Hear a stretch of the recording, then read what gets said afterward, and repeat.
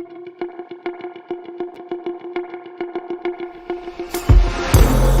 Intrepid radio program with Scotty Roberts. Intelligent talk.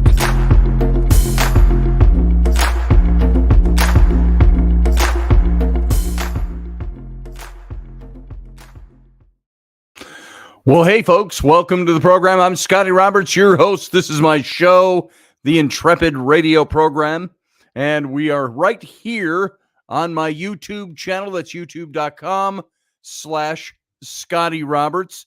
If you're picking it up over on Facebook or over on X or in some of the other places where you can find the show, the best place to come is over to the YouTube channel because you can see the visual there.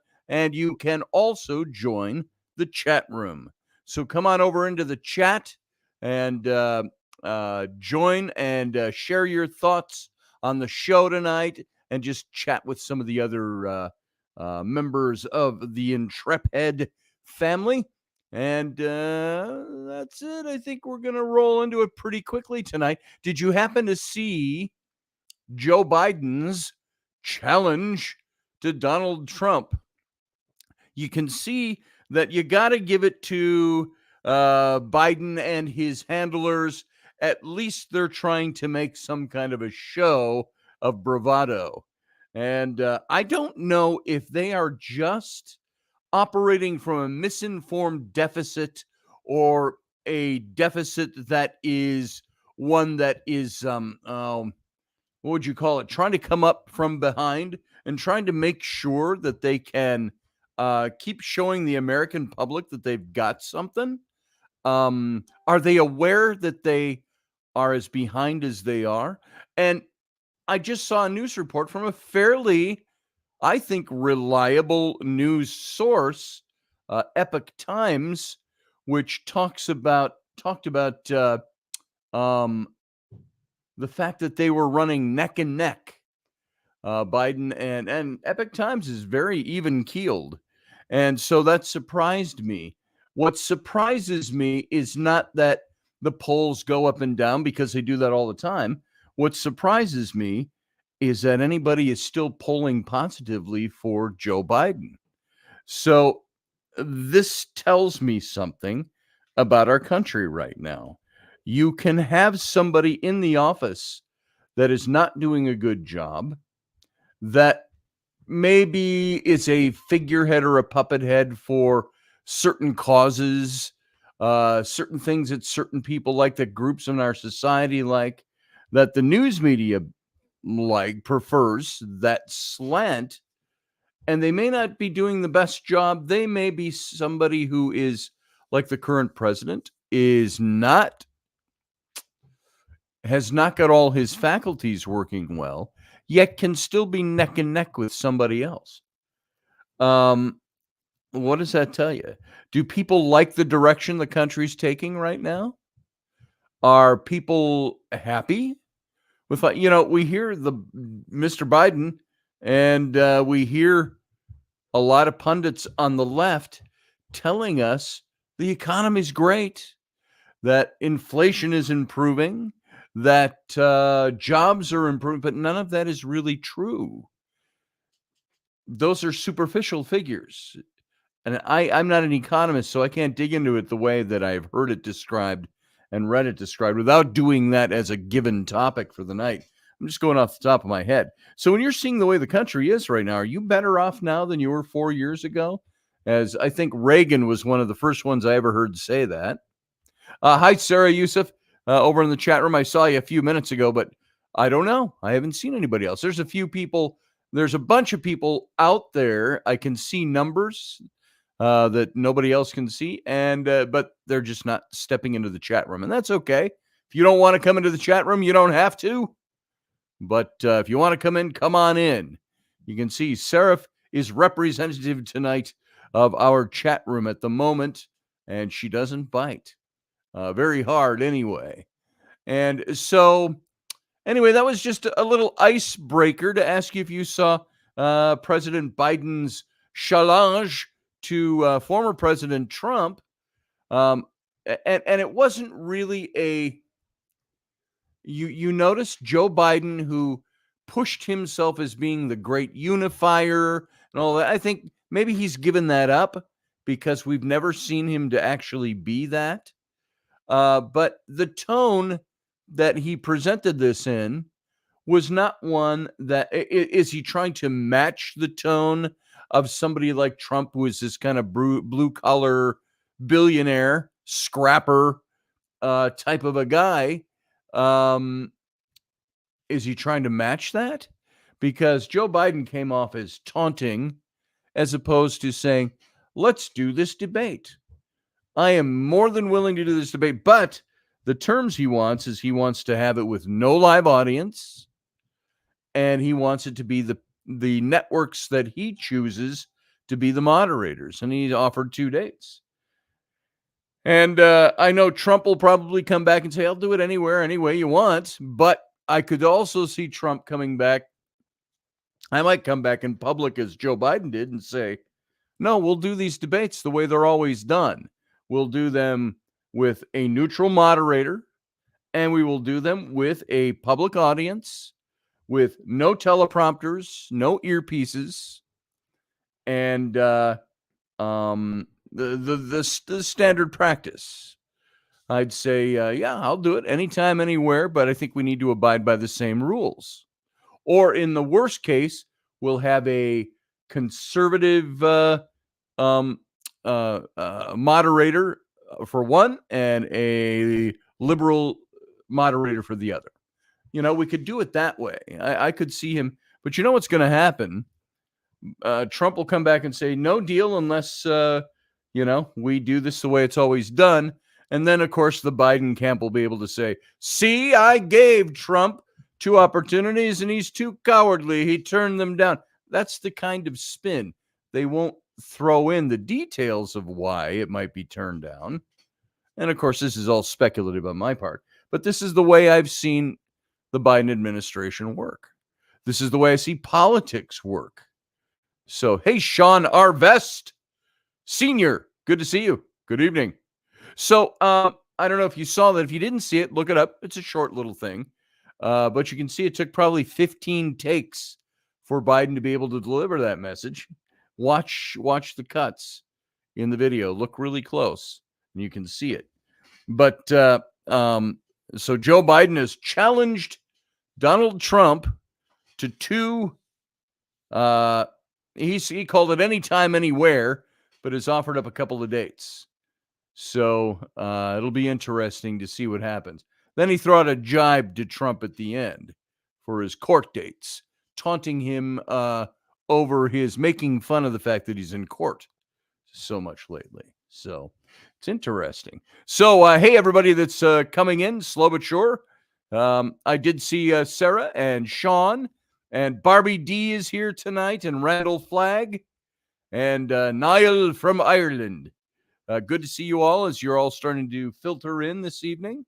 And let's see, where do I want to take this right now? Rather than just jump directly into our topic, there was something I wanted to do, either one of the bold matchsticks tonight, but they're not sitting. You see, that was an afterthought as I sat down.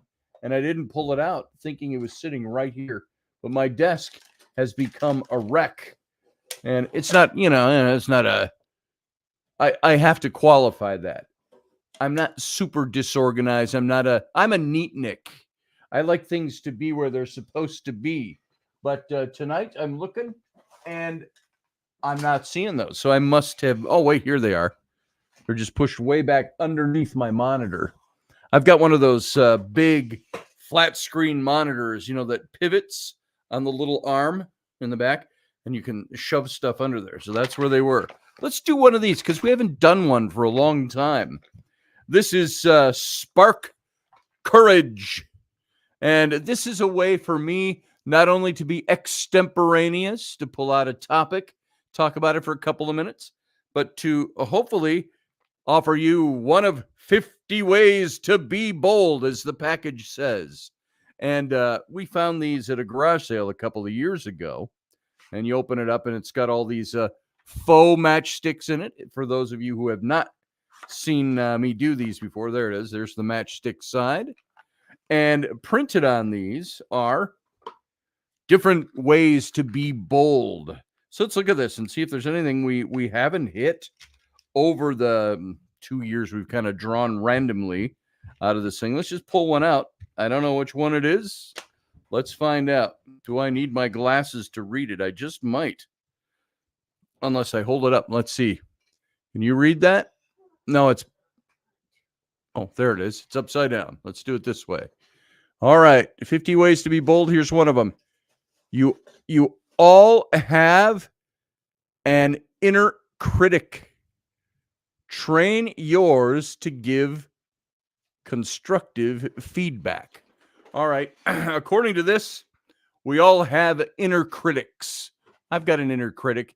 He's constantly screaming in my ear.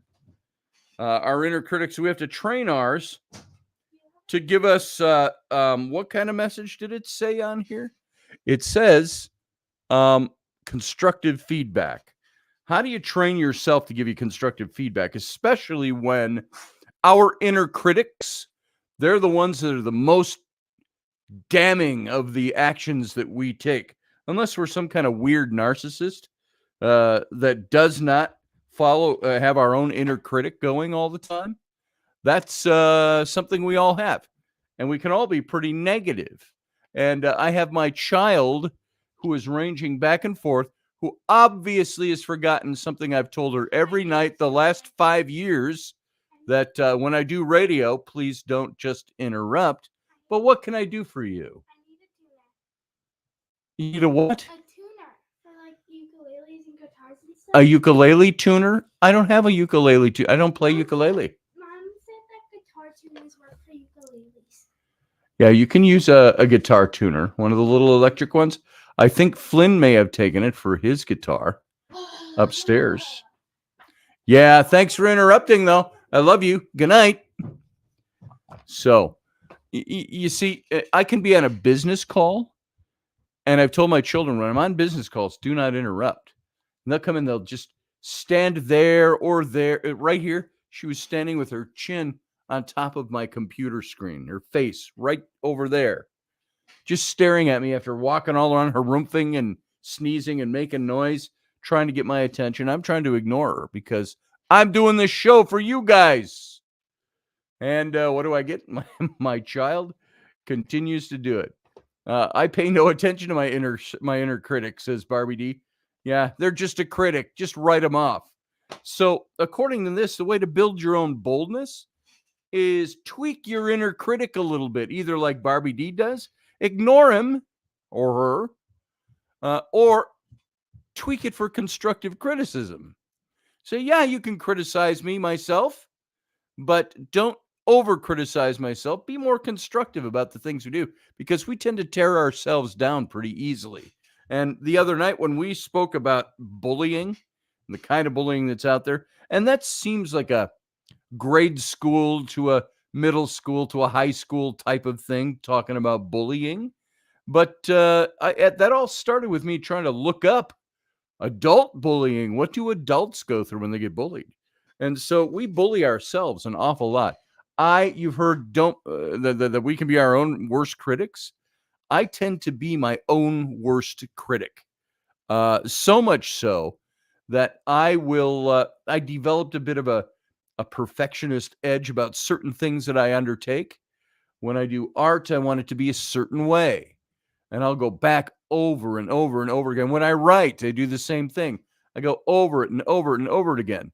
But I wasn't much of a perfectionist tonight. Did you see the graphic for tonight? That one right there. Star Wars. The mythology unlock attitudes toward war and stratify.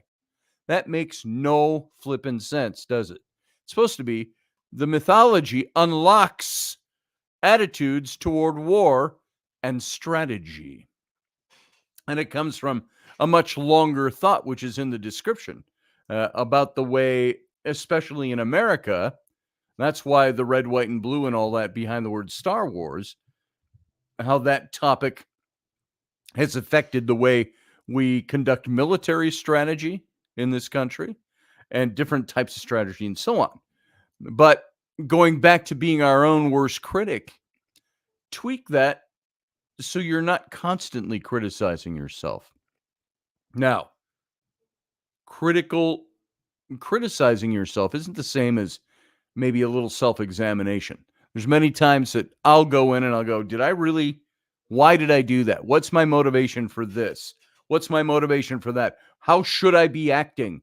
Should I have talked to my wife that way? Should I have talked to my kids that way? I do that right now. I'm criticizing myself over the way I talk to my daughter. I don't want the viewers of this show to see my only interactions with my kids be when they're doing what I ask them not to do while I'm broadcasting live to a bunch of people.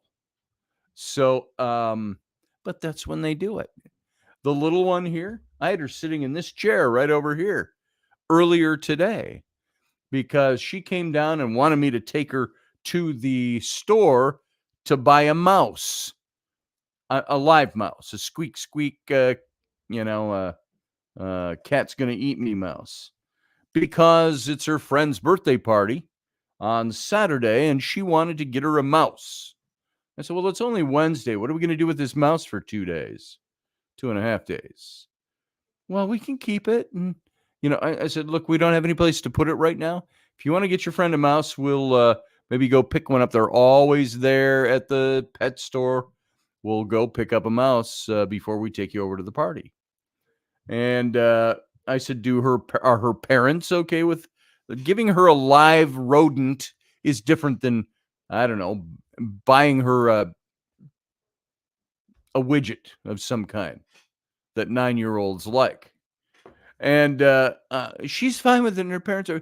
I said, no, I don't think we're going to do that. I said, let's talk to mom first.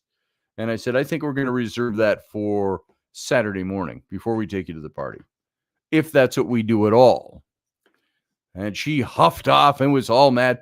Then I was doing things. I was on the phone down here, business calls, finishing a couple of things. And I heard upstairs, right above me, is the main family room, living room, you could call it. It's wood floors, so you hear more. It's not padded carpet up there. And I hear her over and over again just giving Rainey the business. And I'm on a business call. And so by the time I'm done, I go up there and I go, hey, you need to stop badgering your mom, because she got Rainey to the point where Rainey's yelling at her. I said, no, stop. And apparently my young child threw a shoe at her. My 9-year-old, my third grade 9-year-old sweet little innocent girl is not sweet and innocent. She threw a shoe at her mom. That's when I heard Rainey get up and reprimand her quite severely. And so I had her down here and I said, you and I are going to have a little talk, young lady, kind of thing. A come to Jesus meeting, you could call it. And so she pretty much tried to ignore me through the whole conversation. And I took it was this chair right here, this other old antique desk chair I have here. She was sitting, and so I took the arms and I said, you sit here and you look at me eye to eye. I said, I'm talking to you. I need you to look me in the eye. And so we are struggling with the 9-year-old coming to terms with the fact that she's not a small child anymore. She's a small child.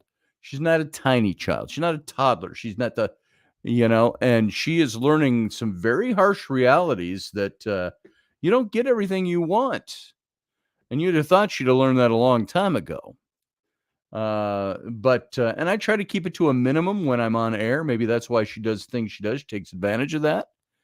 But so all of that to say, I don't know what my exact point was with that, but we're talking about being your own inner critic. I was being her exterior critic.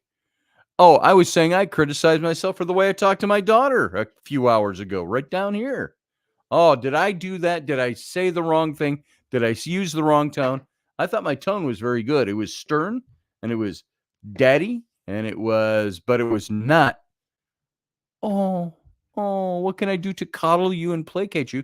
No, it was being a dad. I need to talk to you about this. You need to listen.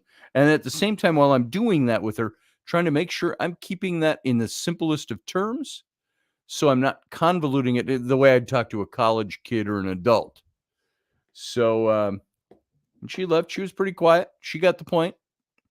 I mean, you can't take a limb when they do this stuff. You got to find constructive ways to be able to do things. Sometimes you got to talk to them. This will stop. This basically was the point of that conversation. And then she comes down now and she's all smiles and happy, but interrupting me during radio show, which you're all used to what I used to call my familial interruptions. So there you go. That's a lesson not learned. Now the two older ones are pretty good, but she's still struggling with it. So does anybody else stumble in here that I have not seen? I think I saw Niall. I think I said hello to Niall tonight, and everybody else. So there you go. Be your own best critic. Don't be your own worst critic. It's real easy to be really hard on ourselves for things. Be good to yourself and give yourself good information, constructive information, but don't tear yourself down all the time. I got to take a drink. Hold on. I've got water or I've got dew. Let me have some dew. What did I miss? I'm seeing macabre stuff being talked about, profound in a macabre way, says Niall. A couple of things struck me over the last few days. A line from a recent TV series. I cannot love you because any love I offer you will be overpowered by my self-hatred. That was kind of a wow for me. Wow. Yeah. And we do that. We have self-loathing. What was the line from this? This pops in. I want to make sure that this is pertinent to what you just said, Niall. I remember in the old Star Trek, the series. Remember, I was a Star Trek, still am, a Star Trek nerd, a huge geek. I could name all the episodes and almost all the lines from every one of the original 79 episodes.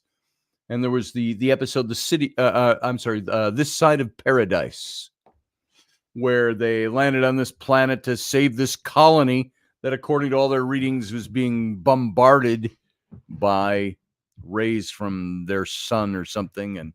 And they find that everybody's healthy. And it's these spores, these plants, would shoot you with their spores. And that music, you know, when somebody get in the background, this kind of weird, magical, and it would change you. It would heal all your ails, and you could live in this environment. And but then the crew, of course, all started getting affected and blah, blah, blah. You know the whole story. Well, it turns out on this colony is a woman that Spock knew when he was at his academy level. And somebody he had loved. But, of course, we all know that Spock couldn't love. She loved him. There was a relationship and so on. And, of course, he could love her when he was under the effect of the spores. And but then Kirk had to break him away from that or they'd lose their ship and their crew and everything. So I'm not going to give away the whole plot. So when she confronts him at the end, she sees that he's lost the influence of the spores under which he could love her. He could express emotion. And which Vulcans have, they just suppress it. And she said something to him about you've lost the spores, and so have I. She said, strong emotion, come back down to the planet and join me back down there. And he says, I can't do that. I have an obligation, he says, to the man on the bridge, to the ship, to my life and my career, and so on. And she's crying, and she said something to the effect of, you never could tell me you loved me. And she says, I still love you. And he says something to the effect of, you know, we all have our self-made purgatories that we live in. And mine cannot be any worse than someone else's. And Niall, that's what your line made me think of. He said, we all have our self-made purgatories that we live in. And this is what we do. So we all have our own self-loathing. We all have our own hatreds. We all have our own criticisms for ourselves of the things that maybe are the toughest things for us to get over in our own lives. I try not to be too critical of myself, but I am, because I'm a perfectionist in certain things. So the goal is, I think, for us to be bold, to be use our energies in a positive way, is to not waste time on criticizing ourselves and downing ourselves or loathing ourselves or hating ourselves. And Niall, maybe if you're still around in the captain's cabin for the after show, maybe we can talk about this very thing a little bit more. So let me lapse over into our great point, Niall. A great point. But let me lapse over into our topic for tonight. And if you all remember, those of you who may not have been here and noticed, we are no longer with Odyssey Radio. It's not because I got the boot or Russ Haslage said, you stupid son of a bitch, I'm dropping you. No, nothing like that. Russ pretty much said he got so busy with all of his other obligations, his other business, his main business, the Trek Federation, and said, I just can't, something's got to go, and it's got to be the radio station, because he did not have the time and effort to put the effort into it. Niall, you're going to drive me right back into that topic. I don't want to read it. I'm not going to read it. I'm not going to read what you just said, but it looks good. He says, nobody knows what love is. I want to know what love is. Let's see. We know when we are in love, but not what it actually means to love. And a lot of that comes down to personal self-esteem. I get that. I think, knowing what love is maybe we can't Spock that every moment of every day. We know when we're in love. I know I love my wife. Does that mean I love everything she does? Do I still have the same feelings? Yeah, I do. I still have the same feelings for my wife that I had when I first met her. I'm still in love with my wife. That doesn't mean there aren't times I'd like to say, you can just go to hell. And I got to watch my language here on YouTube, but there are times I would just rather say to my wife, you can go F off. I don't really care. But that's what we do. Hey, Johan. Good to see you. Johan Dancing Gypsy is here. Good to see you. I haven't seen you in the chat room for a while. Nice to have you here. And I'm Scotty with a Y and not an I-E. Not to be a spelling police, but I always saw Scotty I-E as you have Scotty dogs. You have Scotty with an I-E as a girl. That's a girl's name. A lass's name. Yeah, I don't want to derail the conversation, says Niall. Yeah, we'll talk in the after show if you're around for the after show. And so, so Scotty with a Y, that's me. I still can't buy ScottyRoberts.com. You know why? Somebody with the website ScottyRoberts.com has it. He's had it for 10, 12 years. And it's up there, but he's got nothing on it. He had a picture of a rose, a photograph of a rose in a vase about that big, sitting in the middle, just a blank screen for 10 years. Now I put a couple of little things up there, but there's still nothing there. You can go look at it. I just got to make sure I'm not lying to you. ScottyRoberts.com. Future home of something quite cool, it says. So one of these days I'll buy that. If I had money, he's probably waiting for somebody to buy it because he knows I want it. Anyway, there you go. But let's get into tonight's show, because I don't have to worry so much about matching the timing on radio now, because we're our own timing now. And if you haven't noticed, you can look at this. I'm now going, if you look up in the upper right corner, I'm going by Captain's Cabin Radio. Now, I just pulled that out of my ass one day and said, let's just do Captain's Cabin Radio.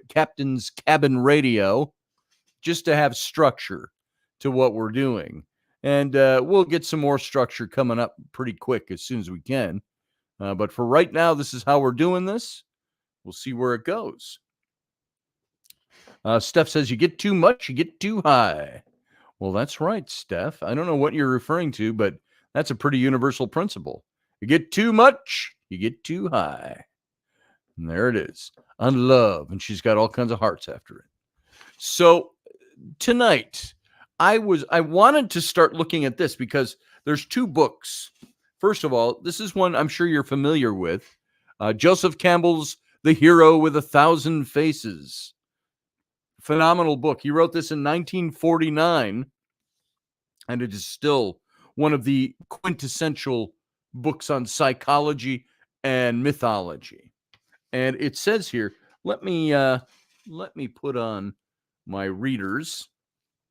Well, actually, it's my bifocals, so that I have readers built in. It says, since the release in 1949, The Hero with 1,000 Faces has influenced millions of readers by combining the insights of modern psychology into Joseph Campbell's revolutionary understanding of comparative mythology. In these pages, Campbell outlines the hero's journey, and a universal motif of adventure and transformation that runs through virtually all of the world's mythic traditions. He also explores the cosmologic cycle, the mythic pattern of world creation and destruction. As part of the Joseph Campbell and this talks about the book then, the series they put out. As relevant today as when it was first published, The Hero with 1,000 Faces continues to find new audiences in fields ranging from religion and anthropology to literature and film studies.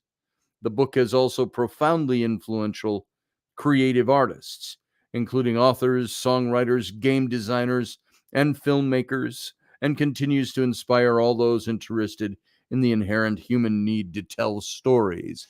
And one thing I found when I was looking at this book, I was looking up some information about Joseph Campbell and this book, and The Hero with 1,000 Faces and the Hero's Journey, and found that something I was only subtly aware of was that George Lucas, who created Star Wars, for his initial trilogy of movies or of stories, he got to know Joseph Campbell. And he and Joseph Campbell became very good friends over the years. And Campbell died, I think, in 85 or 86, something like that. And so about 10 years after the original Star Wars came out. And but he and George Lucas forged a deep friendship because of George Lucas really using Campbell's, it wasn't principles, but following that same motif of the heroic. You look at any movie you think of. There was one movie that when it ended, I said to Rainey, we were watching Gladiator in the theater when that first came out. 2000, no, it wasn't her because it was 2002. But I have said this to her since. Whoever I was at the movie with, I said, that movie, at the end, I said, that was the perfect rendition of Joseph Campbell's hero's journey. And it fit into that motif. And you look at the motif of all these characters over the years in books and stories and movies and legends and so on. And ancient mythology to current mythology. And so George Lucas had said that he developed his characters to be a metaphor. Is that the word I'm looking for? Metaphor? Or a personification of Joseph Campbell's work. And it's fabulous. When I started reading about that, I started looking up all different kinds of things. And there was something that, and so I called up some stuff. I was originally going to talk tonight about the mythic discovery within all these inner reaches of outer space. Joseph Campbell meets George Lucas. And I've got all kinds of information on this. Here's a little bit about Joseph Campbell, who authored this book. He died in 87. He was born in 1904, lived to 87. He was a world-renowned mythologist who helped modern society understand the true power that storytelling has in our culture and within our personal lives. He studied and identified the universal themes and archetypes that are present in mythical storytelling across history and across the world. His seminal work, The Hero with 1,000 Faces, this one, if you want to pick that up, well worth the read, outlined what Campbell called the hero's journey. And it was a motif of adventure and personal transformation that's used in nearly every culture's mythical framework. And George Lucas was an avid admirer of Campbell's writings and used them as a direct reference in his creation of Star Wars. The two men didn't meet each other face to face until after Lucas had already finished his original trilogy of films. And then they met and they talked, and he invited Joseph Campbell out to, I think it was Skywalker Ranch, and it had just been built. And he and his wife spent a day with Lucas and his wife, and they watched all three films. As Lucas said, "Have you ever seen them?" And he says, "How do you want to watch them? You want to watch them over time or all at once?" And he said, "Let's do it all at once." So he came out and spent the whole day out there. They had breakfast, lunch, and dinner, and they watched the three movies at 3 times during the day. And so Campbell became an avid fan and a big supporter of what George Lucas. I mean, you might look at George Lucas and go, he's not the best writer out there. He came up with some pretty silly ideas sometimes, but that's the three follow-up movies, or was it 6? Well, there were 6 follow-up movies, if I am not mistaken. There were 9 movies total. Why would I blank on something like that? But all these movies that were made, then they came out with the last 3 over the last few years. And then, of course, side films, Rogue One, things like that. So this is where my head started going here then tonight, after looking up all this information. Johan says, the Galactic Federation has said more are entering our galaxy at this very moment. Star Wars is real. See, that's interesting. I want to know more about that because I've heard a lot about that. Maybe you can call in during the captain's cabin. All right, I'm still getting over, as you can tell, this little whatever I picked up, this little cold, back of the throat, cold, blah, blah, blah. So, but here we go. What about this Star Wars and the American strategic myth? And I took this from an article that was written by a fellow by the name of Major M.L. Kavanaugh. And he is a non-resident fellow with the Modern War Institute at West Point. And he wrote books like Strategy Strikes Back, How Star Wars Explains Modern Military Conflict, which is a book that I wouldn't mind getting and reading. And so I pulled some material from him, and he wrote an article just after the movie Solo came out. You remember that? Solo, a Star Wars story, which wasn't bad. We're all so used to Harrison Ford being a Han Solo, and then we saw him as he got older playing the old Han Solo, and then they did a kickback movie, flashback movie, so to speak, the origins of Han Solo, and it wasn't a bad film. It was only poorly critiqued, I think, by people who were so used to seeing Harrison Ford in the role and were used to the character that they didn't want to accept that somebody else could play that character. Be kind of like watching Indiana Jones and somebody else playing him. Even though River Phoenix, way before he died, almost over 30 years ago, played the young Indiana Jones in the movies. One movie. He played Indiana Jones as a young teenager.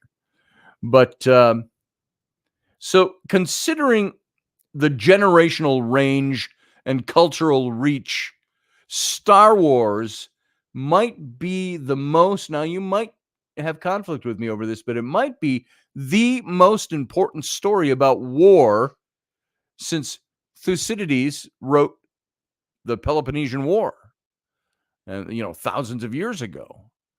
And its influence on the military has been profound, from forward stationed soldiers calling their counter mortar protection R2D2 to former 4-star generals letting phrases like disturbance in the force slip into their interviews. A recent $10 billion Pentagon contract had been nicknamed Jedi, while most notably the Strategic Defense Initiative, which was a Reagan-era space-based missile defense program. If you're old enough like me, you remember this, quickly earned the catchier nickname. Instead of Strategic Defense Initiative, it became Star Wars. And so while some will inevitably dismiss the films as the fairy tales or space opera that they are, their immense grip on the American and frankly world, we're talking specifically its effect on America, but on American imagination means that understanding those movies, those stories, and other myths is important to unlocking American attitudes towards war and strategy.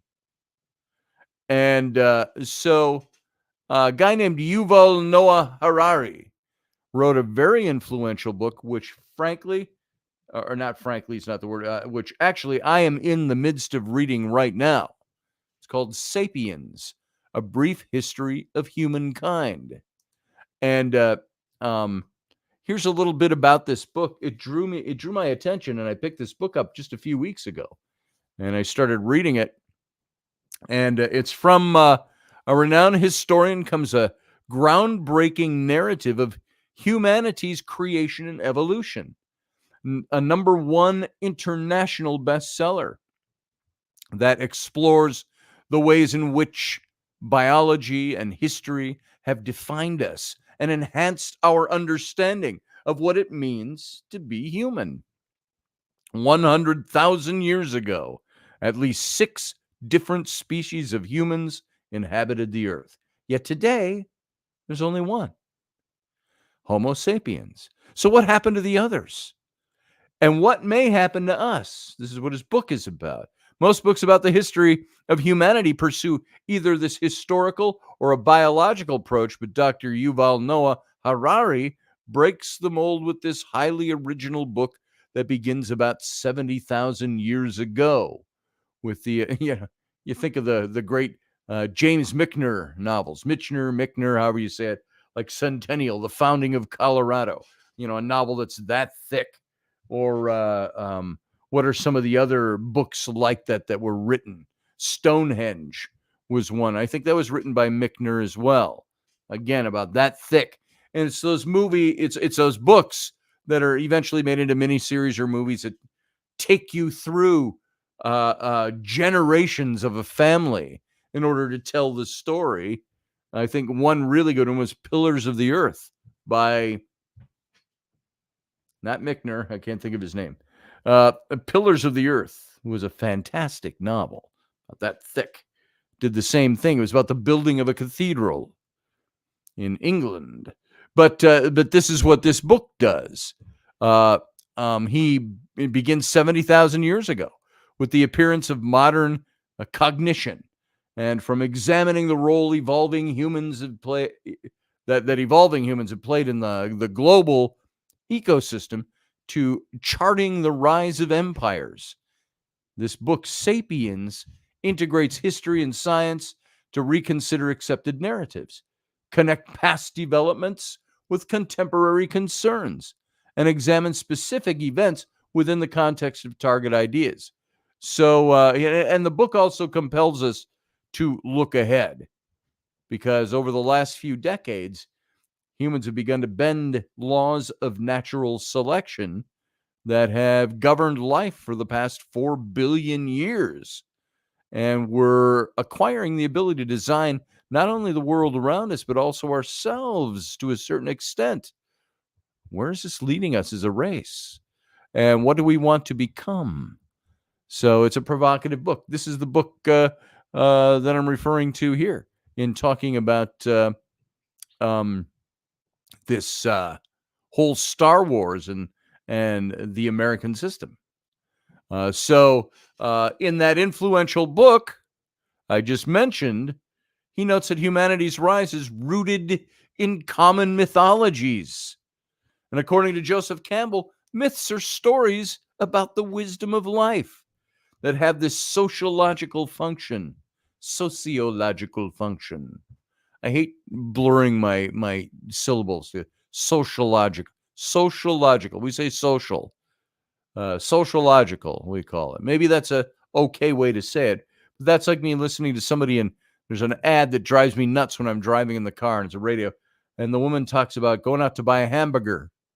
A hamburger. So that's not how you say that. It's hamburger. It seems to me that somebody says hamburger is lazy speech to me. That's just me, though. That's me being nitpicky. But so pardon my my mispronunciation there at first. Sociological function. So Campbell tells stories. They're myths.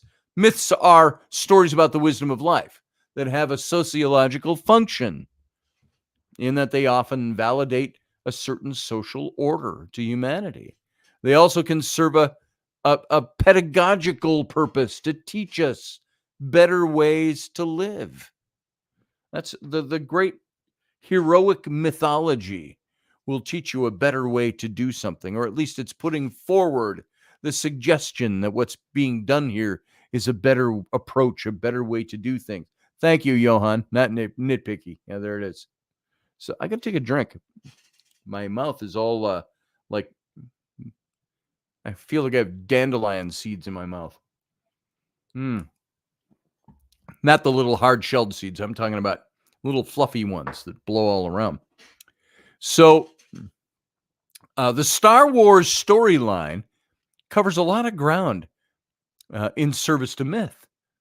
The eternal struggle that exists between good and evil. Evil, you might even say.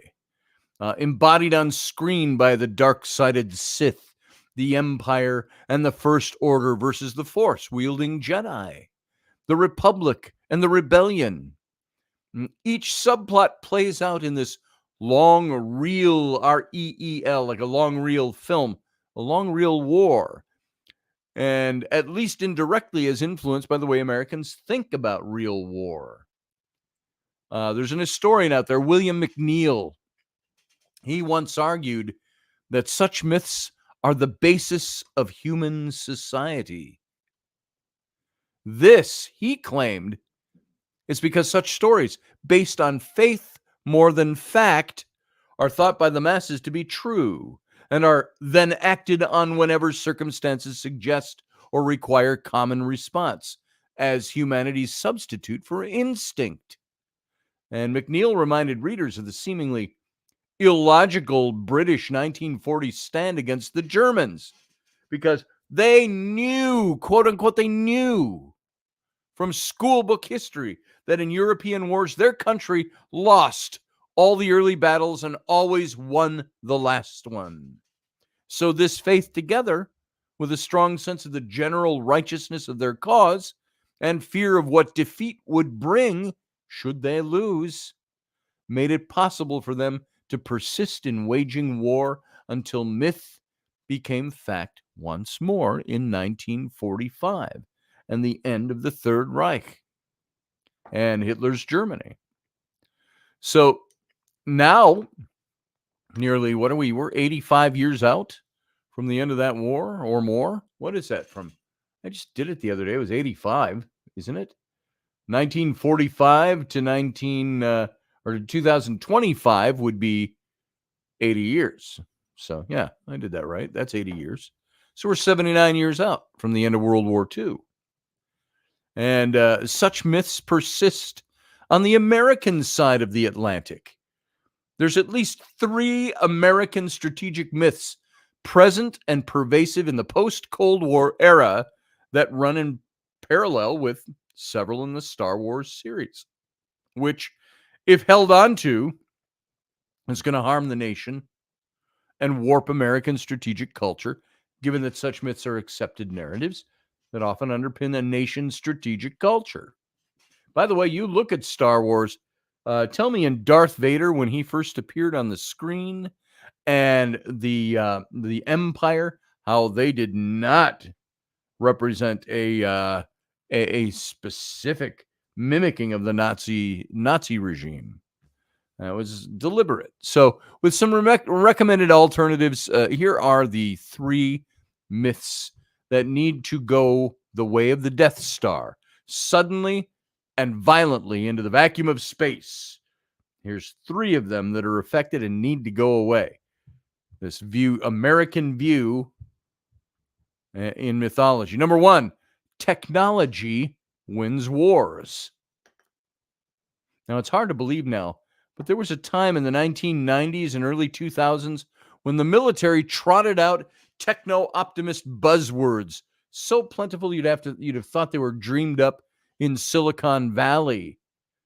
And their startups, sales reps saying, full spectrum dominance, rapid decisive operations, shock and awe, and network-centric operations. So the common link was that they promised to leverage advanced technologies that would be effective at lifting the fog of war. And in the words of retired Admiral and Vice Chairman of the Joint Chiefs of Staff, Bill Owens, Stephen Biddle has summed up this tech-friendly view of war by using cliches like this, quote, anything you can see, you can kill, end quote. And in the future, we'll be able to see everything. And it's like calling an Uber. Some idealists saw the future war as entirely done by push button and at a distance. Wasn't there an old Star Trek episode in the 60s that had that? What was that one called again? It's been so long since I've reviewed it. It's where all their bombings, there were no explosions, there were no anything, and they were overcrowded. The whole planet was, and we've just taken strikes and we've lost, 100,000 people. And Kirk and Spock, of course, are there on the planet. They're like, well, we didn't hear nothing. It's all done electronically. And so people have to then report to extermination centers because they just got killed in battle on computer. And, of course, that was the main thing that Kirk broke the prime directive to break for them. He cast them into real war, is what it is. Now, toward the end, he says, now you're going to feel what real war is about. You're going to feel the blood. You're going to feel the bombs. You're going to feel all this. And he says, and now you have animus to stop it because you don't want to really go through that. That's the whole episode was wrapped up. Now I can't remember the name of it. It wasn't a private little war. That was something else. But it'll come to me somewhere else throughout this show. But by the way, the long slugs in Afghanistan, if Jason Patrick is here. Why did I say Sean Patrick? Because it's so Irish. If Jason Patrick were here, I don't know if you're out there listening anywhere, Jason. The long slugs in Afghanistan and Iraq forced a counter-narrative to surface. Critics like former National Security Advisor and retired Lieutenant General H.R. McMaster have pilloried the notion that lightning victories could be achieved by small numbers of technologically sophisticated American forces capable of launching precision strikes against enemy targets from safe distances. And American forces have learned through now seemingly endless years in the Middle East that wars cannot be won technologically. You can't lift war's fog any more than you can learn to cut clouds with knives. This is what that old episode of Star Trek taught us. That's why when they destroyed the machines that would run these wars electronically, that the leader of the planet the one side was incensed. And Kirk read him the riot act and said, well, now you've got to learn how to really fight. You got to get your hands dirty. He says, and that's animus to stop the war. So the relationship between the individual and technology at war is a major plot line in the Star Wars films. It can be seen embodied really in the contrast between Darth Vader's complete integration with his black, life-sustaining full-tech bodysuit and his son, Luke Skywalker's robo replacement hand. And here we see a struggle between an individual employing relatively more and comprehensive tech and another relying on much more limited and relatively less tech, or on a grander scale, the Empire's enormous Death Star versus the rebellion's modest technological means. And Campbell, Joseph Campbell, author of The Hero with 1,000 Faces, The Hero's Journey, he spoke on this theme from the films, that individuals should not submit entirely to technology, but command it instead. And of course, he acknowledges that the problem is how to do so. And so, as in the films, the modern military struggle over the role of technology isn't over by any means. I need some water. Yet, while the philosophical war over the right balance between human and machine is going to rage on, at the least, we should know by now that the myths the military told itself in the 1990s and 2000s about victories that were purely through technology and how they have to end. Of course, future wars against modern, well-equipped adversaries are going to require more enhanced technology than the messy counterinsurgencies in Iran, Iraq, Afghanistan. But resisting the temptation to expect technology to win our wars for us is absolutely vital. We need a new myth, a more balanced myth. Perhaps that technology provides tools, but victory and defeat are both human things. Interesting stuff. That was the first thing that our mythology in Star Wars taught us, and really not the first place to teach us this, but one of the most pop cultural means that has taught us that technology wins wars. It doesn't. It can enhance them. People win wars. People wage them. People win them. So the other, the second one of these, by the way, is one kind of war is better than another. So without the utility of a clear and present Soviet adversary, the planning construct that emerged in the 1990s and the early 2000s predicated the size of the U.S. military on the ability to fight two major theater wars simultaneously. The unstated assumption was that if a force was prepared to fight these big wars, say Korea or China now, then that some force would also be competent at fighting any and all smaller wars like Panama. And so planning and training lean toward titanic World War II style slugfests. Now, of course, the key issue was that the precise size and the duration of such major regional contingency wasn't very well specified. Analysts have since pointed out that both Afghanistan and Iraq were much smaller than the models envisioned as major contingencies. So even two relatively smaller shooting wars caused a real friction and years of serious questions about the post-Cold War planning model. You notice that? Sean Vest says over in the chat room, or perhaps we get so technologically advanced, war becomes obsolete or a redundancy. Maybe so. So as the wars in Afghanistan and Iraq stressed the force, a debate emerged within the army over the utility and the efficiency of counterinsurgency doctrine. So during all of these arguments, advocates seeking to reorient the 1990s big war-leaning military towards waging counterinsurgency warfare after 9/11, made some bold statements that indicated this preference for certain kinds of war to be fought by America. And the writers of Field Manual 324 told their readers that counterinsurgency was the graduate level of war, that it was somehow loftier or smarter than other more direct forms of combat. And since retired Army Colonel Robert Cassidy wrote that counterinsurgency warfare is, quote, more difficult than operations against enemies who fight according to the conventional paradigm, end quote. You look at, say, because I talked about this recently, we talked about Lexington and Concord.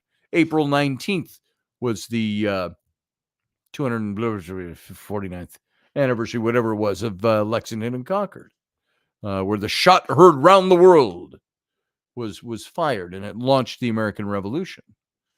You had a way of doing things back then. Armies lined up in lines across the field from each other and shot at each other. Oh, you line your men up over there. We'll line our men up over here and fire. Fa-fa-boom, fa-boom. What a counterproductive way to fight, it seemed. But in their way of doing things, that was the way it was done. And what did the Americans do? They learned from the Native Americans. You hide behind a rock and a tree and take your pot shots.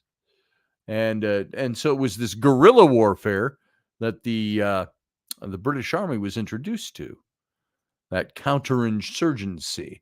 It's more difficult than operations against enemies who fight according to the conventional paradigm. That's what these counterinsurgency efforts became.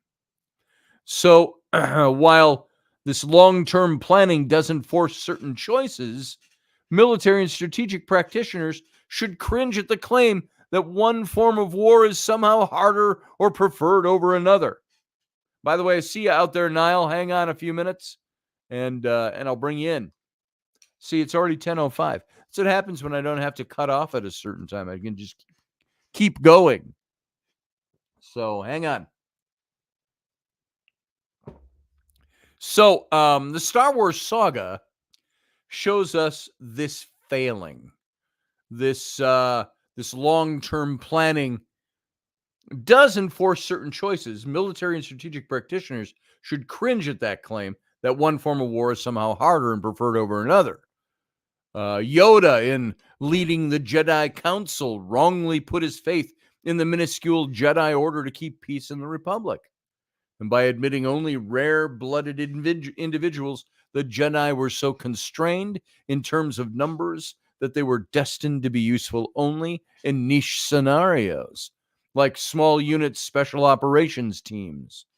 And Jedi were effective in hard to reach places at must-arrive-now times, but ultimately such tiny force left the Jedi and the Republic at the hands of the Empire's exponential numerical advantage in cloned stormtroopers.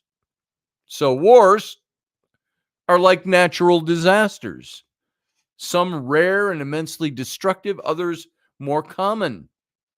As a young Palestinian woman just said of Gaza, it's just a big volcano which is about to explode. And wars obey a power law distribution, meaning there's always going to be fewer big wars with extreme fiscal and human consequences, and there will be many smaller wars with relatively fewer consequences.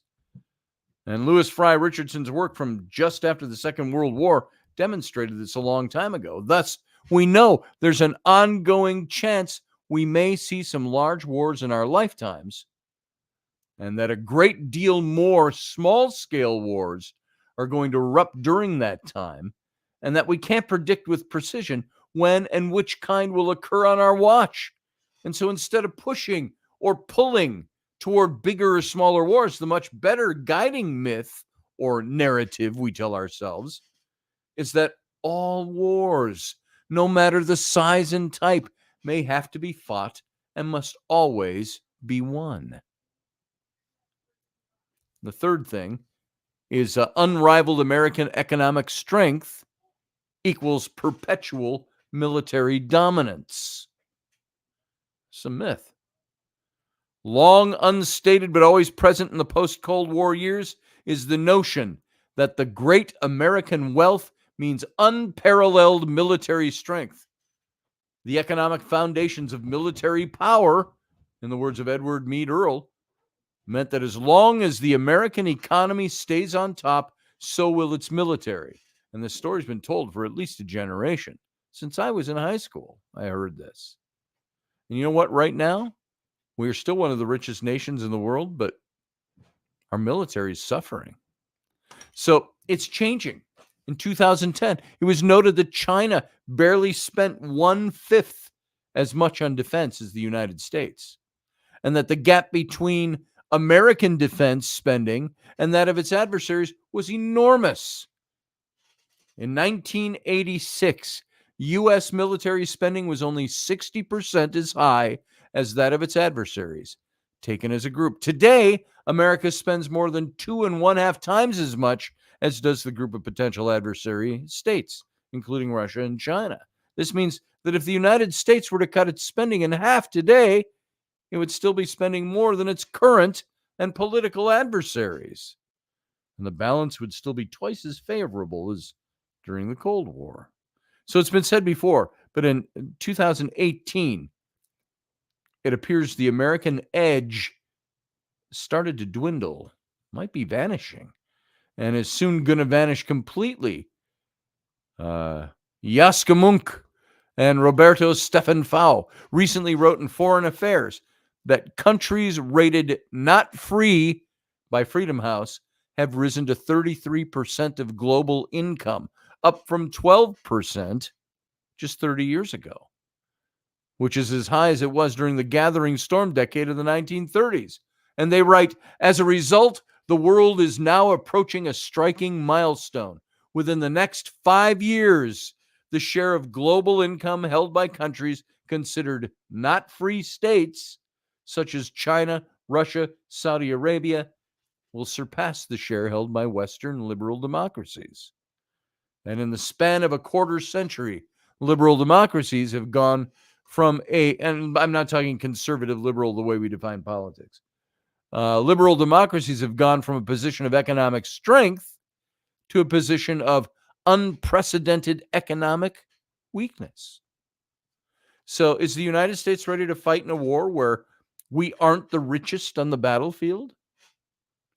Moreover, at least since the Second World War, America has always had the qualitative advantage of world-beating industry and technology behind it whenever it went to war. But today, it's an open question whether Silicon Valley will support the advanced American strategic interests. So in Star Wars, the Empire was clearly wealthier and had massive technological advances over the rebels. As a result, at several junctures, the Empire's leaders were overconfident, cocky even, and believed themselves to be mere inches from victory. But in several instances, they were beaten by the smaller, scrappier rebels. Just as in the real world, bigger doesn't necessarily win. So there's a great danger. And I almost did the Obi-Wan, there is a great danger in the natural arrogance that comes with having lots of stuff that's better than what the enemy carries. Even worse is thinking you've got an edge in resources before the bullets fly and finding out that that's not actually the case after the shooting starts. So the better myth would be, no matter the resources, whether it's sticks or nukes, we have to be prepared to fight both effectively and efficiently. That's like saying, people would say, well, the Second Amendment, that doesn't matter anymore because just owning, guns and handguns and things like that at home, when if you have to fight your own government, they have advanced technology. See, I don't think that works that way. It doesn't work that way. So some of this myth shedding or myth shifting exercise is simply the natural result of one generation slouching off the last generation's ideas that no longer make sense. Like Luke pushing aside his father, or J.J. Abrams taking the helm from George Lucas, or Kylo Ren advising Rey to let the past die, kill it if you have to. This is what happens when one age gives way to another. And with the greatest generation, we're talking the World War II generation, as they were dubbed the greatest generation, moving toward the great beyond, with fewer members every day, and the baby boomers heading toward the beach, Gen Xers putting on stars, and the millennials and Generation Z, God help us, filling the ranks, we should expect and even embrace some new mythology. Because if we're not careful, American strategists might be beaten by a better myth. And while speed may kill tactically, storytellers win strategically. Also at the box office. So I think that's really good stuff to consider. And the way mythology affects us, The Hero with 1,000 Faces, I highly recommend this. And I have not completed yet Sapiens, which is by it's Sapiens: A Brief History of Humankind by Yuval Noah Harari. It's looking good so far. There were parts of it that I got a little bogged down with, and I went, is this going to be what I want it to be? But I'm keeping up with it. I think it's going to be a good read. I'll let you know. And there we go, folks. What do you think? What are your thoughts? Niall, welcome. Good to have you here, brother. Scotty, first of all, I have to say that was an exceptional show. I really enjoyed every second of that show. All right. I'm glad you did too. You touched on so many different points from the Star Wars, mythology and outwards, and how it relates to the current climate and the zeitgeist. And I have to say, Star Wars was never as big in Europe as it was in the States. It was always that way. The Lord of the Rings was always bigger here in Europe because, for one reason, politics was not part of the equation with Tolkien's quaint English based good versus evil landscape, whereas Star Wars was very politically motivated from its inception. Yes. And I think that's what you could see just blatant good versus evil is what that was. Star Wars was all about. Yeah. But the political aspect of Star Wars is something that can't be overlooked because politics was kind of very much part of the empire. They had this endless, especially when Lucas did those 3 movies and there's prequels in the middle of Attack of the Clones or the Clone Wars, Revenge of the Sith, and politics became an extremely integral part of the Star Wars mythos. Yes. So politics became a very important part. Did you notice? Notice too in those movies how, remember in the original 3, good versus evil was night and day. It was white and black. It was just the way it was. It was simple. By the time you got to the end of those 3 trilogies, it had become much more convoluted. The evil always became good. Some of the good became evil. The Jedi weren't always good, and so on. And by the time I watched that mini-series that was done by Disney on Obi-Wan Kenobi, I think it was called Kenobi. It was supposed to be the middle years between the end of the Republic and when Obi-Wan finds Luke and or his guardian over Luke, and those middle years when he went into hiding out in the desert, and played very well by Ewan McGregor, who played him in the second 3 trilogies. uh, um, and that was very dark. Where Star Yeah, Wars started out as this really upbeat fantasy, um, science fiction fantasy, good versus evil, black and white, and so on. By the time you got down to seeing Kenobi just a couple of years ago now, Star Wars had become very, very dark.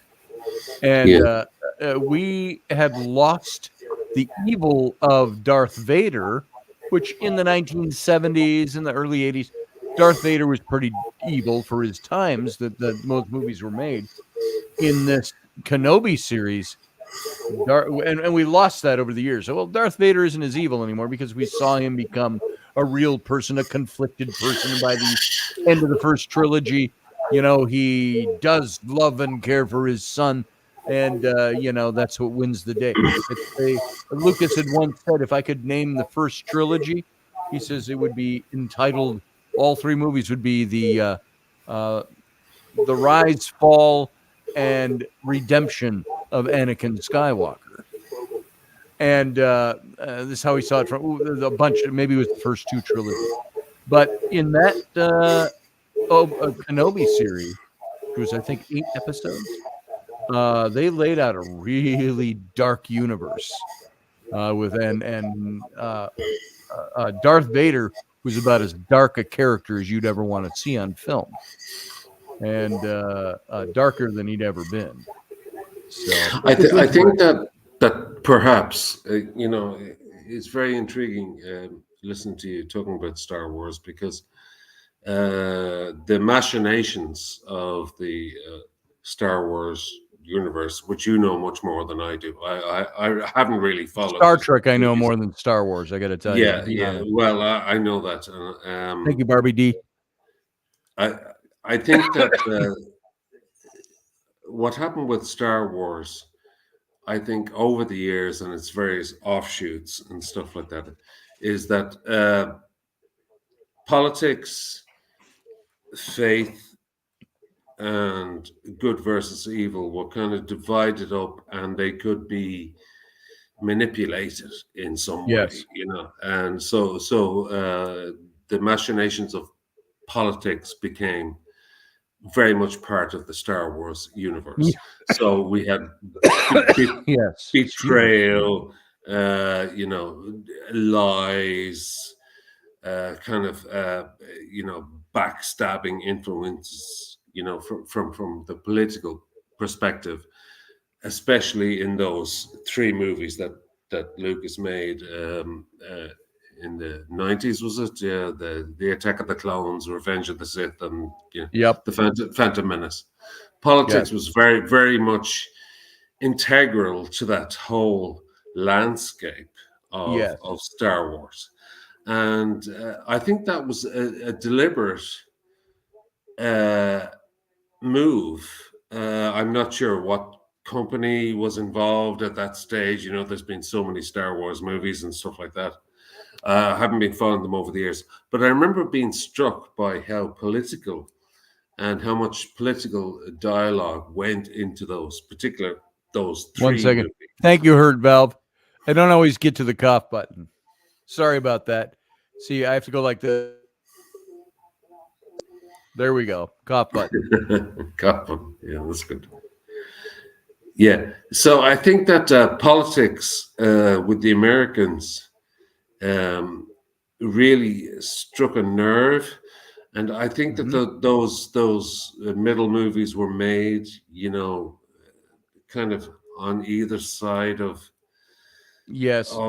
major trauma, 2001, 9/11, Iraq, all this kind of stuff. Yes. So all of this kind of stuff about and also political infighting with the American system, which went over the heads of the Europeans, because they still wanted to see the science fiction kind of story play itself out. But there was a lot more kind of dark kind of influences of political betrayal and stuff that kind of integrated itself into those movies, if you know what I mean. I do. That really, unless you study those movies, you'd kind of miss it. And I haven't seen any of the offshoots, but I presume this political kind of stuff continues to a certain extent. It does. It's always about the good versus evil, but It's there's like growing up, always Niall. Remember when we were kids and the world was a much simpler place, even though it wasn't. To us as kids, the world was simple. There was good, there was evil, there was good and bad, and a lot of the convoluted in between didn't exist for us. We weren't yet cynical enough to recognize it, maybe, or experienced enough to see it. And yet, as we have grown older, it's taken me 40 years to go from being, wide-eyed and naive to being critically cynical of my world. And this is what Star Wars did too. It went from the time I was a teenager.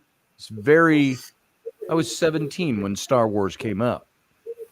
And now that I'm 63 and I see some of the Star Wars, I can see how the evolution of storytelling in our modern mythology, I'm not talking about world mythology, the modern American or modern Western way of storytelling has become very dark. very, very American. Look at Harry Potter. Harry Potter started as a fun story about a magic school with kids. Look at where it ended up. And it went in accordance with the books. She wrote it as they write and create more and more and more. I think when Hollywood got its hands on it, and the writers, they wanted to modern cinema or modern movie making is a strange beast. It's very, especially for the Americans, it's very intertwined with politics and what's happening on the political landscape. And like we say with wokeism, you see a lot of wokeism being made in current movies. And it's very hard to navigate your way through this. Mm-hmm. So it's not just about fantasy movies anymore, or science fiction movies, or something you can get lost in, or movies that make a philosophical statement. It's more these days about a political statement of one way or the other, kind of veiled in certain ways. Are those working? This one doesn't. Sorry, now my son. No worries. This time my son is interrupted. This is the lightsaber. This is his latest addition to his lightsaber collection. Where's the on switch for this one? Right here. The blade doesn't work. Oh, the blade doesn't work on this one? No. These light up just either of those work? Is he is your son a part of that group? Oh. This is the core. Is that mine? This is mine. Where's mine? This is right there. Oh, I see it. Hang on, Niall. No worries. To interrupt you. Here, get a blade. I have a question for your son. Lightsaber, would you please? Yours will work, but this blade is broken, so it's not. Is that my blade? How did my blade get broken? Well, no, I think yours is in there. Hand me my lightsaber. I can't use the Force. Yeah. No, I wanted to ask your son. Is he part? Because there is this new craze now where you can join this group where they do these kind of kung fu moves with the lightsaber. My batteries are out. These are the Disney ones we got when we were at Disney World a couple of years ago. This one is kind of neat. You'll take this blade, you put it in, it goes, and then you turn it on. Of course, my batteries are shot. Okay, there. My son ran this down. I texted him and I said, "Do you have my lightsaber? Bring it down," because I wanted to, Yeah, no. I wanted to ask him because there is a new group of people that have formed, especially Jedi. No, they form these exercise groups with lightsabers. Oh, yes. And they do all these moves from the movies, Right. and it's very therapeutic, and it's Get kind your of lightsaber, Johan. it's a mix of kind of Yeah. Eastern philosophy, Japanese kung fu, and Well, Star watch the Wars kind of original sword fight between Darth Vader and Obi-Wan Kenobi from the 1977 Star Wars. And it's pretty Yeah. much, it's you've got Alec Guinness, your evil ways will fall, Darth, and it's like Yeah. and until you get to where you had Ewan McGregor and whatever his name played Anakin Darth Maul. Skywalker. Remember Darth The, Maul? With Darth the double Maul, ended, and then you look at saber. Anakin and when he's fighting with the in the third movie when Anakin finally becomes Darth Vader, the third of that trilogy, you see them going at it, and it's like nonstop. Just the moves and the and very beautifully. Sarah's leaving. Good night, she says. I don't think she can talk Star Wars. Yeah. Anyway, So sorry. anyway, I was just going to ask her something because in this new what would you call it, a movement or a health group or whatever that's kind of big in Europe now. They who are Star Wars fans, they have these different handles that they use, and Yes. but it's they just go through all of these kind of semi kind of Eastern, with Right, Star right. Wars. Yeah, they make it into a real thing. There's even a religion, I think, in Great Britain. There's a religion is registered for Jedi. By the way, Hurt Valve, he says you went to the Savi's workshop at Disney. Are you talking about the same thing? My son and I, Flynn, we went to the Rebel Enclave where you went and got your lightsaber, and you got to choose the style lightsaber in the handle. There were different kinds of lightsabers you could get. I wanted the kind of old Republic Luke Skywalker look, even though they're a little clunkier than the movie models. But my son got one that was animist or naturalist or something like that. But you put these together, and they treated it, Niall, almost like, and Hurt, if this is what you're talking about as well, they treated it almost like you were. It was immersive theater, is what it was. Yes, immersive theater. Into this room, and it's all the controls and you got the place where you got to put together. You built your own lightsaber, and you had the voices like Yoda coming over the loudspeaker in there, and the lighting. It was all very cinematic, and it was almost. I said after I experienced it. Now I'm a grown up. I'm not a kid. I got elements of kid in me. But we were in there. I went out. I said to my son-in-law, who got this for my son and I came out. I almost had tears in my eyes. I said the experience they created in there wasn't just hey, let's slap together your lightsaber and throw down your $300 or whatever it was. Yeah. And I did see the tab. My son-in-law treated us to this. They spent $575 for my son and I to build two. Sure. Because you're paying for the experience, and the experience. I get that. I get lived that. up to the tab. So it was quite immersive. Yes. So by the way, Scotty, you have so much cool stuff in your house. I mean, I would love to have a rummage in your house. I would probably steal everything, before I got halfway up the door. Can you hear me? Yeah, sorry, my son is talking to me about something here. Yeah, but he's just looking for a place to plug in. He's got this new lightsaber thing that he got put together. He's got to charge it or something. So yeah. But anyway, that was just a side note. That there is this big movement now, and you buy the handles, and you get your lightsaber, and you can pop it in, and you go to these classes, and they do all the moves. And it's not, as you said, Scotty. It's not it's very much kind of Right. like It's like doing Tai based Chi. on. Tai Chi ninja moves. It's kind of a Tai Chi with lightsabers, and of course, only with your lightsaber. yeah, So, yeah. It's like a combination of a few different things that and they had these people on. They were doing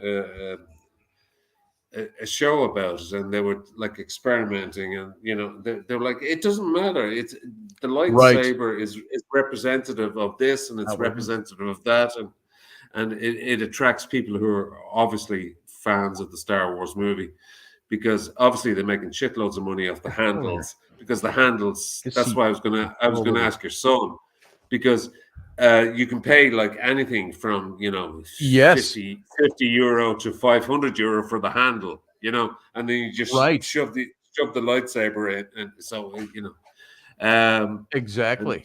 Yeah, so I think they're very cool. I think it's a cool idea. Here. This is you're all used to seeing Sam, of course, in the show, my older son.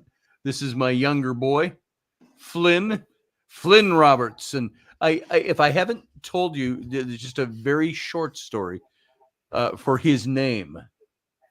I wanted my son to have a cool name. I didn't want him to have a name that every other kid was going to have, like, oh, here's another Carter or another, John or another whatever. No offense to Johns or Carters. But one of my old time heroes, of course, was Errol Flynn. And while I didn't want my son to emulate the life of Errol Flynn, it was the persona. I was after that action, the adventure. The swashbuckler. I wanted Flynn to have this swashbuckling persona. I wanted you to grow up and you have the name that's going to be, man, I am, put a sword in your hand and you could go do it. And he's into all that stuff. He's a little quieter than Sam is. They have different personalities. Sam, wants to be a pirate, and Flynn wants to, rule the world from behind the scenes. They have different personalities. But how old are you? What age are you, Flynn? 14. Yeah, I love the hair, man. The hair is cool. Yeah, he's got the hair, man. You must get a lot of attention for the hair, and stuff like that. A lot of womanly affection. Yeah, give me some advice as do the girls like long hair these days, or is it still viewed as a kind of a rocker thing, or is it kind of cool these days, or what's up with hair? Yeah. What do you think? So you're just talking to Niall. You're not talking to thousands of people. Everybody has long hair. Everybody has long hair. Oh, really? So it's a thing now. So everyone, young guys are growing the hair out. Cycled back around. Yeah. I didn't realize that. I didn't realize young guys are growing the hair again. Yeah. There you go. Because in this country, you speak your name well. Guys who are your age, Flint, they still shave their heads and they have lots of hair on top. But it's interesting to see a guy of your age just with long hair. For you, it's normal. So all your mates, all your friends and stuff have. Yeah, and now that you mention that, as well, I've noticed you've only got a couple of friends that have short hair. So that's it. That's kind of interesting, Scotty, isn't it? It's kind of a throwback. It's kind of like he can do. I'm going to touch your hair. I just want to show you. He can do stuff like. There's times where he's had things he's got to do. The man bone. Yeah, the man bone is. He pulls it back, and cool, ponytails it, and he's got the, the hero's lock thing that hangs down, and it's like, so cool. Sorry, it's like, oh my God, son, I wish I had hair like you. Yeah, so do I. Yeah, it's just like wow, but it's just interesting because in this country they're still very much into short hair. And it's only occasionally you'll see a long-haired. If I grew my hair long, of Flynn's age, If I Yeah. grew my hair long right now, I have so little of it left on top. I would look like Gollum. I'd be bald with wisps, long Yeah, wisps. yeah, little wisps. Yeah, You know, we yeah. loves it. We needs it. Yeah, we need So, it. Yeah. tendrils, says Sean Arvest. That's it. Tendrils. This is way before your time, Flynn. But you know who you look like? You look like a young Jim Morrison. Yeah, that's who he looks Jim like. who? Jim Morrison. Oh, From Morrison. Yeah. Jim Morrison Robert. from The Doors. Yeah, The Doors. yeah, Look him yeah. up. The Doors. Jim Morrison. It's He's gone dead. way back. Yeah, way back. Yeah, 60s and 70s. Yeah, 60s, 70s. He was the biggest rock star in the world. You know. I think So, it's the hair. You know, if I look up right now and go, Jim Morrison, there's the famous, of course, album cover. This was the famous album cover of his from The Doors. So that was his hairstyle back in the early 70s, late 60s, early 70s. Kind of got it. So yeah, and a bit like I don't know. Yeah, Flynn, I would say your musical influences at the moment, like long hair, was always associated with a kind of a more of a rocker. yeah, Uh, the Rebel. yeah, It doesn't I mean think that so much anymore.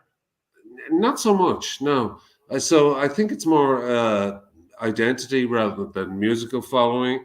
Mm-hmm. You know, I think it's really cool that young guys are growing their hair out again. You know, so I think it's awesome. You know, I wish they would go across the Atlantic and because that's very much part of. I mean, when I was your age, when I had hair down to here, a lot more hair than I do now, but it was very very long, like waist length at one stage. But I think it's fantastic. You have the looks and you have the face, and it's cool. So you know what Flynn's got? Mm. That he doesn't have. Both his mom and I are built very big and very stocky. When Rainey's in really great shape, she's still big. She could still lift the bales and tote the barges, even though you could put your hands around her waist at one point. But she was built big. She, got that arm stock kind They of. used to say big bones. You have big bones. Yeah. So in this she and I are country, both built that way. But Flynn came out with the kind of tall, lean gene, and which is also in Rainey's family. A lot of the men in Rainey's family are tall and lean, and so Flynn's got that. But he's got. I'm just bragging on you a little bit. He's got musculature like you would not believe. Rainey and I look at him some days. He comes out. I think of him as my little kid, and he's getting bigger now. Of course, he's 14. But I'll see him, walk around the house. He's looking for, where's my shoes? And, he doesn't have his shirt on yet. And he's got these like lithe, veiny muscles and all of this. And it's like, when do you go work out? He's just naturally got it.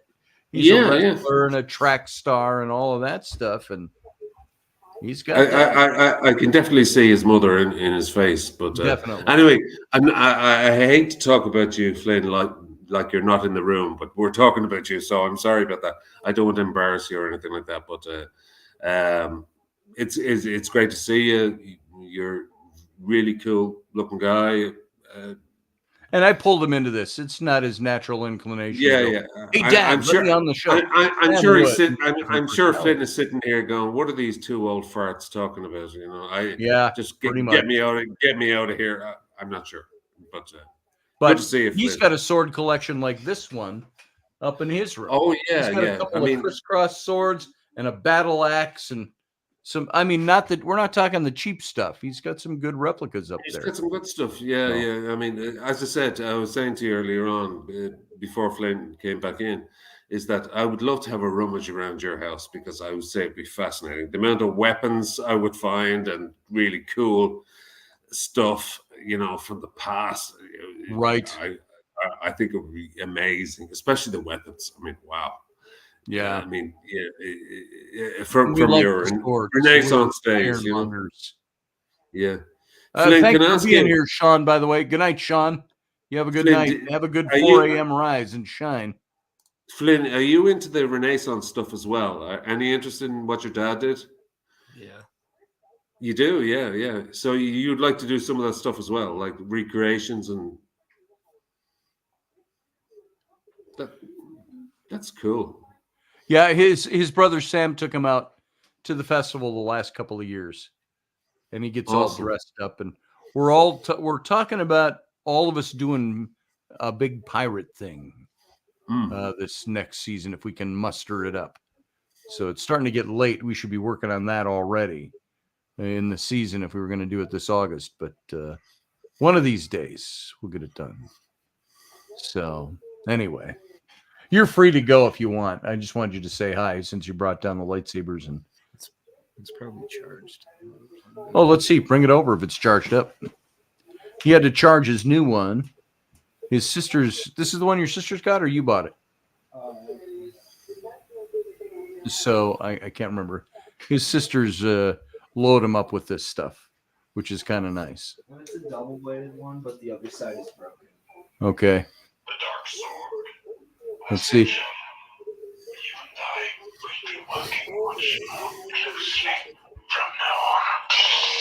There you go.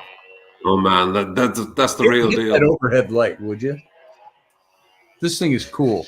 This is the two-bladed one. This is his Dark Darth Maul. Maul. Oh, that's really bright, but that's going to blot it out. But should be a little better now. Here, stand over there, and I'll turn this over there.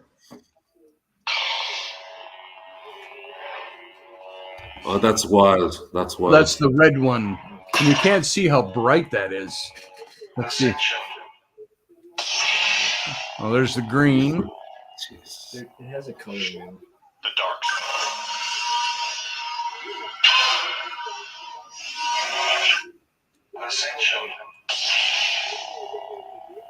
The sound effects are great. So it's in the color wheel mode. So if I spin it, it changes color. Oh, got it. Purple, blue, green. There's the blue. It's very cool. Very cool, man. You can see it reflected. You can almost see the colors better. But because I got that big light up on over there. Here, let me see That is so awesome. Colors. Color selected. There you go.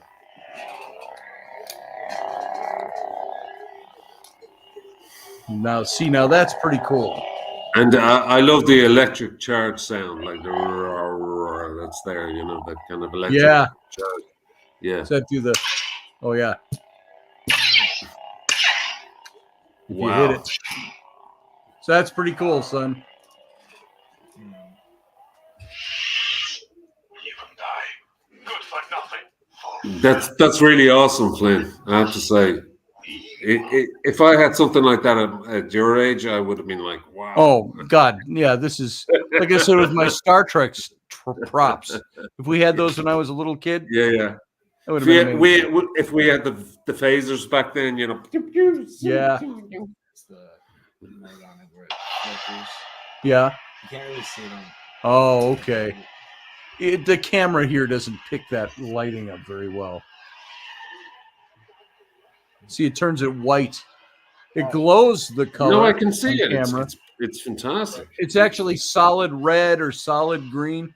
It just looks bright, and then it glows the color. There you You go. know, I can see all the different colors, red to white, Yeah. to blue, and you know, it's awesome. Right. Yeah, we didn't have that stuff when I was in high school. No, we didn't have that stuff.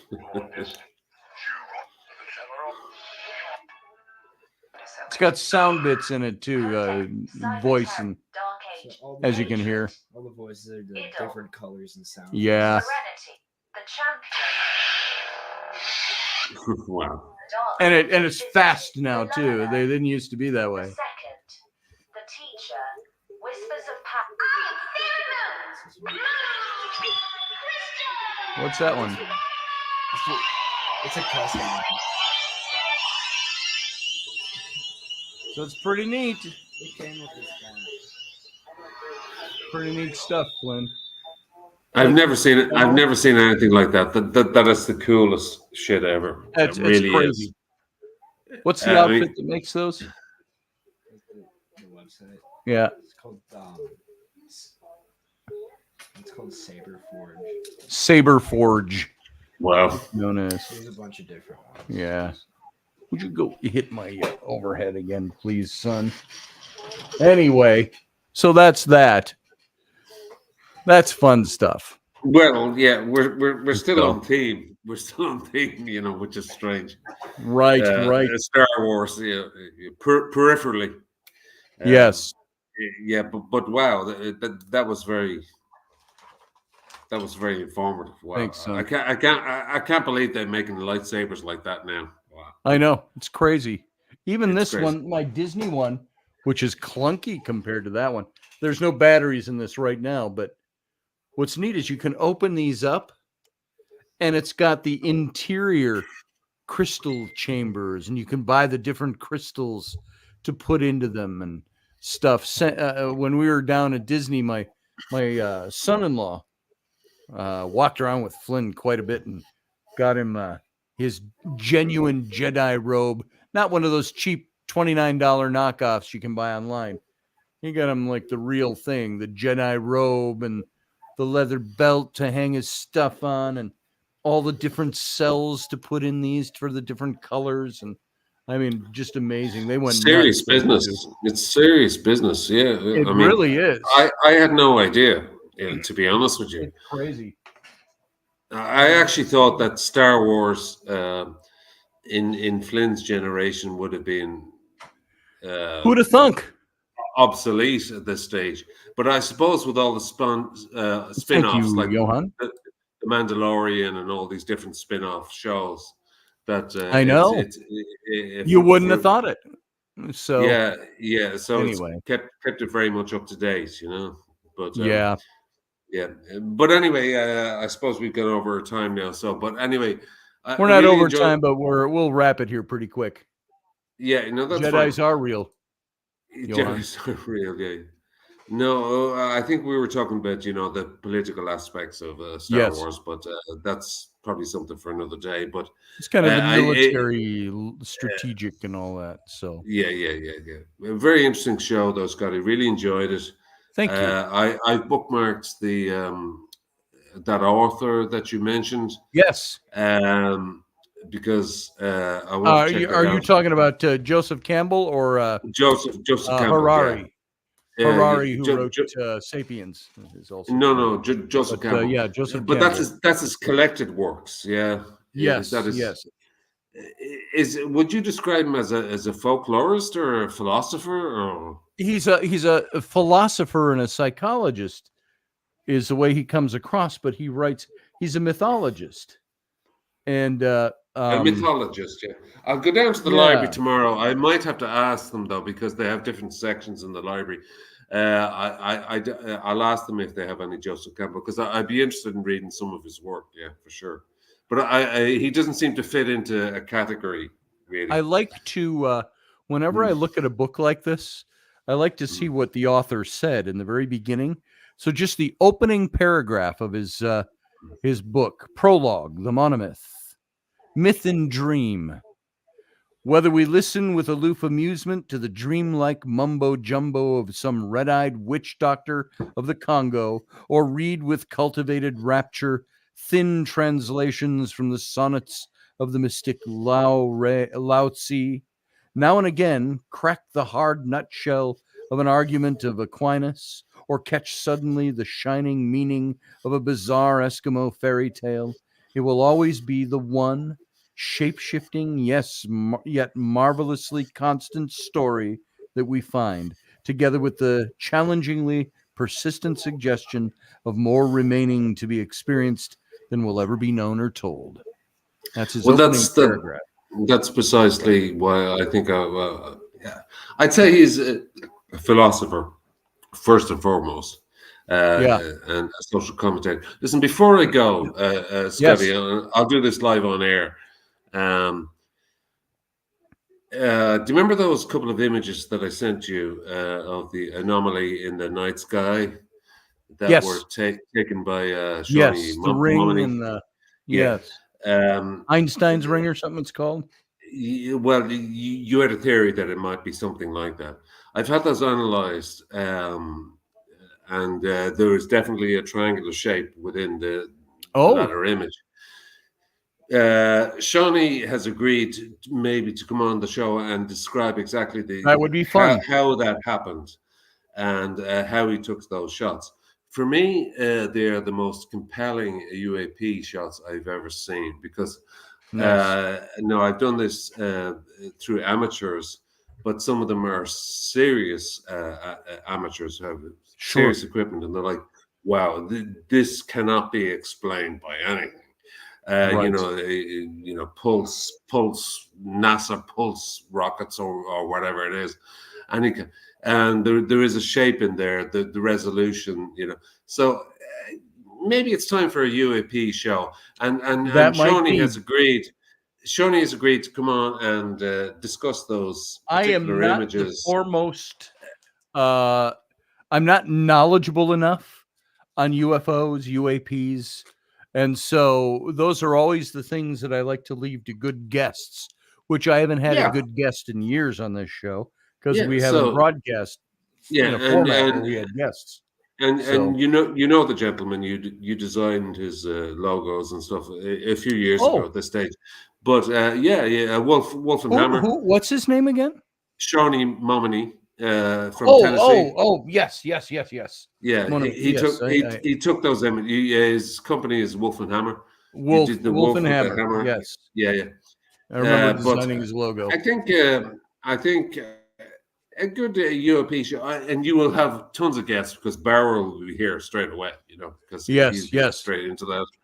And I think it could be an interesting evening. And Johnny said he'd love to come on and Love to discuss have those him on. images and other images. I tag So him in it's every just, show, so I'm pretty yeah, aware of his you presence do, out yeah, there, and he's out yeah, there. yeah. So So maybe at some stage you could do a UOP show. Who knows? I'll do If you're that. in the mood for it. I'll talk to him and ask him. Okay, brother. Thank I'll you, talk Niall, to you for again. being here. I No worries. appreciate it, brother. Okay, Good take care. conversation. We got to Talk talk soon. more another time Oh, about listen. that internal stuff. There's so much more I could talk about tonight, but Oh, sure, it's yeah. But sure. the Star Wars thing and the love and all that kind of stuff, very interesting. One thing goes into another. It's kind of like a It circular does. pattern. But you need time to express these things, and Right. I normally, agree. like I would say, like probably an after show cabin of 2 to 3 hours would probably do it. Yes. You know, We did that on Okay. Monday. We went 3 hours on Monday before I even knew Yeah, it. yeah. So, all right. But it's always good fun. Always good fun. Always good. You have a good now morning over there, Niall. That's fine. We'll see you later. Take- All right, everybody.